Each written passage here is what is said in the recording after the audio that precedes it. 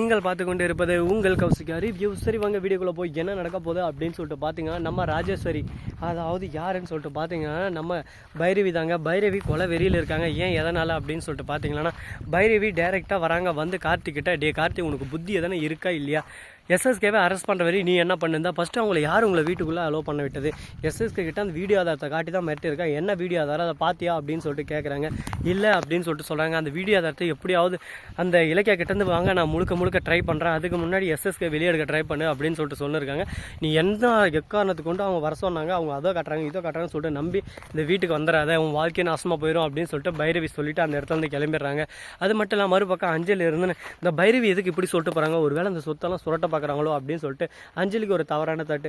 அஞ்சலிக்கு யார் அவங்களுக்கு சப்போர்ட்டிவாக பேசினாலும் அப்படி தாங்க தோணும். அஞ்சலியை பொறுத்த வரைக்கும் கிரிமினல் மைண்டு, எதானா ஒன்று அடித்து பிடிங்கிறோன்னு, யாரானக்கிட்ட எவரானக்கிட்ட அதை பற்றி எனக்கு கவலை இல்லை, எனக்கு தேவைன்னா நான் அடித்து பிடிங்குவேன் அப்படின்ற ஒரு கேடு கட்ட எண்ணத்தில் சுற்றின்னு இருக்காங்க. அது மட்டும் இல்லாமல் நம்ம கௌதம் இருக்கார்ல, அவர் வந்து கார்த்திக்கிட்ட அந்த வீடியோ ஆதாரத்தை காட்டுறாரு. ஆனால் கார்த்தி அதை பார்த்துட்டு சைலண்ட்டாகவே இருக்காரு. சரி ஓகே, அஞ்சலி கூட்டின்னு போய் தனியாக பேசுகிறாங்க. இதோ பாருங்க கார்த்தி, அவங்க என்ன வீடியோ ஆதாரத்தெல்லாம் காட்டு, அதை பற்றி நம்மளுக்கு என்ன கவலை, நம்ம ஃபஸ்ட்டு அந்த வீட்டுக்கு போகலாம், அந்த வீட்டில் என்ன நடக்குது ஏது நடக்குதுன்னு சொல்லிட்டு நம்ம ஃபஸ்ட்டு சூதானமாக தெரிஞ்சுக்கணும். இவங்க நமக்கு தெரியாமல் எல்லாத்தையும் ஒரு பக்கம் விற்றுருவாங்க அப்படியே பட்டவங்க அப்படின்னு சொல்லிட்டு நம்ம அஞ்சலி சொல்கிறேன். நீ சொல்கிறது கரெக்டு தான், எஸ்எஸ்கே அப்பா காப்பாற்றினா நம்ம போகிற மாதிரி போயிட்டு லாஸ்ட்டில் எஸ்எஸ்கே விட சொல்லிடலாம், அதெல்லாம் ஒன்று பண்ணி எஸ்எஸ்கே அப்பா வெளியே கொண்டு வரணும் அப்படின்னு சொல்லிட்டு ஒரு முடிவில் இருக்காங்க. இது நடக்குமா நடக்காதா, என்ன பண்ண போகிறாங்க ஏது பண்ண போகிறாங்க அப்படின்னு சொல்லிட்டு தெரியாமல் ஒரு பக்கம் கேள்விக்குறியாக தாங்க போயின்னு இருக்கேன். இதுக்கு நடுவில் இன்னும் பிரச்சனைகளெல்லாம் வருமா அப்படின்னு சொல்லிட்டு பார்த்தீங்கன்னா, கண்டிப்பாக பிரச்சனை வரும். பிரச்சனை வராமலாம் இருக்காது. அந்த பிரச்சனையை நாம் எப்படி தீர்க்கிறோம் அதை பொறுத்து தான் எல்லாமே மாறும். இப்போ நம்ம தலைவன் எஸ்எஸ்கே இருக்கார்ல, அவர் வந்து ஜெயிலில் இருந்துன்னு ஒரு பக்கம் கவலைப்பட்டு இருக்கார்.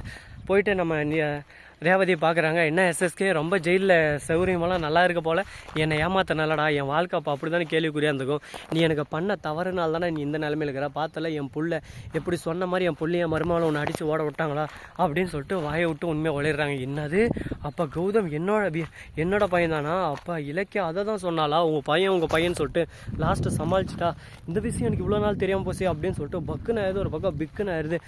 நான் சும்மா விட மாட்டேன், கௌதமுக்கு இந்த உண்மையை சொல்லி கௌதமை துடிக்க வைக்க போகிறேன் அப்படின்னு சொல்லிட்டு சொல்கிறாங்க. உடனே ரேவதி இல்லை உள்ள அப்படி இப்படின்றாங்க. நீ சொல்லிட்ட உண்மையை இதுக்கு மேலே நான் விட மாட்டேன், கச்சிதமாக என்கிட்ட மாட்டிக்கிட்டீங்க, இதுக்கு மேலே பாருங்கள் என்னோட ஆட்டம் அதிரடியான ஆட்டமாக இருக்க போகுது அப்படின்னு சொல்லிட்டு பேசின்னு இருக்காங்க. என்ன பண்ண போகிறாங்க ஏது பண்ண போகிறாங்கன்னு சொல்லிட்டு தெரியலைங்க. பயங்கரமான ஒரு ட்விஸ்ட்டாக தான் போயின்னு இருக்குது.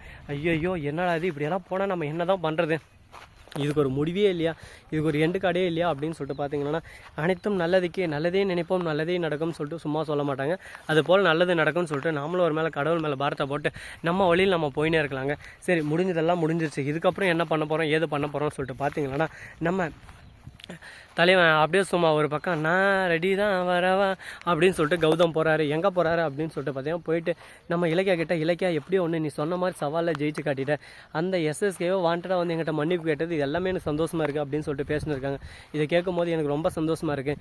ஏன்னா உங்களுக்காக தான் நான், எங்களுக்காக தான் நீ அப்படின்ற மாதிரி ரெண்டு பேரும் வாழ்ந்துன்னு இருக்காங்க. நம்ம ஜானகி வந்து எப்படியோ இலக்கியா நான் சொன்னதை காப்பாற்றி விட்டேன், அது அதே சந்தோஷமாக இருக்குது. அந்த எஸ்எஸ்கே ஜெயிலில் தான் இருக்கணும், தாய்ச்சானி வந்து மன்னிப்பு கேட்குறா, என் புருஷனை எப்படியாவது வெளியே விடுங்கன்னு சொல்லிட்டு முடியாதுன்னு சொல்லிட்டு சொல்கிறாங்க. சரி அது எனக்கு ஓகே, எஸ்எஸ்கேவுக்கு ரேவதிக்கு என்ன சம்மந்தம், அந்த விஷயத்தை மட்டும் எனக்கு சொல்லு அப்படின்னு சொல்லிட்டு கேட்குறாங்க. அந்த விஷயத்தை சொல்லவும் முடியாமல் மெல்லவும் முடியாமல் சைலண்ட்டாக இருக்கேன். ஏன்னா அந்த விஷயத்தை சொன்னால் கௌதம் ஒரு பக்கம் சைலண்ட்டாக இருக்க மாட்டார், அப்படியே சும்மா பயங்கர கேப் மாதிரி அவர் பைத்தியம் முடிச்ச மாதிரி ஆயிடுவார் எஸ்எஸ்கே தப்பான்னு சொல்லிட்டு தெரிஞ்ச.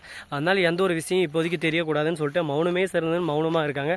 இந்த மௌனம் எவ்வளோ நாளைக்கு இருக்கும், இது இப்படியே கடைப்பிடிப்பாங்களா, என்னென்ன நடக்க போகுது, என்னென்ன பிரச்சனையெல்லாம் வரப்போகுது அப்படின்னு சொல்லிட்டு தெரியாமல் கேள்விக்குறிக்கு நடுவில் பயணிச்சுட்டு இருக்கோம். பார்த்துக்கலாம், எவ்வளவோ பிரச்சனையெல்லாம் சமாளித்து தான் இந்த இடத்துக்கு வந்திருக்கோம். அந்த மாதிரி எல்லாத்தையும் சமாளிச்சுட்டு போனால் தாங்க வாழ்க்கையில் ஜெயிக்க முடியும். சும்மா இடத்த உடனே நான் தானே பெரிய நான் எல்லாத்தையும் பார்த்துப்பேன் அப்படின்னு சொல்லிட்டு போக முடியாது. நம்ம எஸ்எஸ்கே இருக்கிற வரையும் ஒன்றும் பண்ண முடியாது அப்படின்னு சொல்லிட்டு நினச்சின்னு இருக்காங்க. ஆனால் எஸ்எஸ்கே ஒன்றுத்துக்கும் உதவாதவர், அவர் ஒரு தத்தி அப்படின்ற விஷயம் யாருக்கும் இன்னும் தெரிய வரல. தெரிய வரும்போது ரொம்ப ட்விஸ்ட்டாக இருக்கும். என்னடா இது எஸ்எஸ்கேவை நம்பி இப்படி வீணாக போயிட்டோம்லே, இப்படி இதாக போயிட்டோம்லே அப்படி இப்படின்னு சொல்லிட்டு ஃபீல் பண்ண போகிறாங்க. இன்னும் என்னென்ன விஷயமெல்லாம் நடக்க போகுது, என்னென்னலாம் பார்த்து தெரிஞ்சுக்க போகிறோம் அப்படின்ற ஒவ்வொரு விஷயத்தையும் நம்ம கண் கூட பார்த்து தெரிஞ்சுக்கதாங்க போகிறோம். அது மட்டும் இல்லாமல் இன்னும் நிறைய கேள்விக்குறியெல்லாம் ஒரு பக்கம் பயங்கரமான பயத்தோடையும் திக் நிமிடங்கள் மாதிரி தான் போயின்னு இருக்குது. என்னென்ன நடக்க போகுதுன்னு சொல்லிட்டு பொறுத்து இருந்து பார்ப்போம். அது மட்டும் இல்லாமல் இன்னும் நிறைய கேள்விக்குறியான விஷயமெல்லாம் நடந்துன்னு தான் இருக்குது. இதுக்கு நடுவில் இந்த பார்த்தீங்களா புறம்போக்கு இடத்துல வந்து ஜெய்சிபி எட்டு வந்திருக்காங்க. எதுக்கு எட்டு வந்திருக்காங்கன்னு சொல்லிட்டு தெரியல. ஏதோ ஒரு கேப் மாதிரித்தனம் முள்ள மாதிரித்தனம் தான் பண்ண போகிறாங்க. என்ன பண்ண போகிறாங்க, ஏது பண்ண போகிறாங்க, ஏதோ ஒரு மிகப்பெரிய வேலை செய்ய போகிறாங்க.